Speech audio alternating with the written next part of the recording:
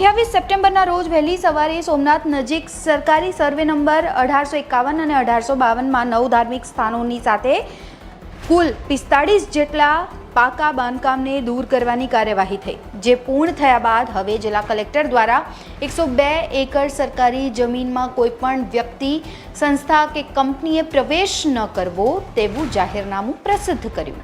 ગીર સોમનાથ જિલ્લા કલેક્ટરના જાહેરનામા અનુસાર જે જગ્યા પરથી દબાણ હટાવવામાં આવ્યા છે તે જગ્યા પર આગામી 60 દિવસ સુધી કોઈ પણ વ્યક્તિ પ્રવેશ કરી શકશે નહીં. સરકારી આદેશનું ઉલ્લંઘન કરનારા પ્રત્યેક વ્યક્તિ, સંસ્થા કે કંપની સામે ભારતીય દંડ સંહિતાની ધારા 223 મુજબ કાયદાકીય કાર્યવાહી કરવામાં આવશે, જેમાં હેડ કોન્સ્ટેબલથી ઉપરના અધિકારી ફરિયાદ માટે અધિકૃત છે.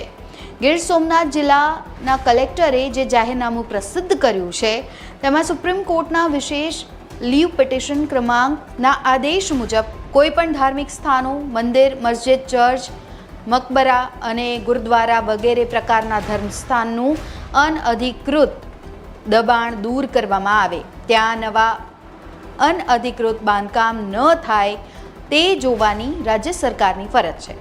આ આદેશને અનુલક્ષીને સર્વે નંબર 1851 અને 1852માં કોઈપણ વ્યક્તિના પ્રવેશ પર પ્રતિબંધનો આદેશ 60 દિવસ સુધી અમલમાં રહેશે.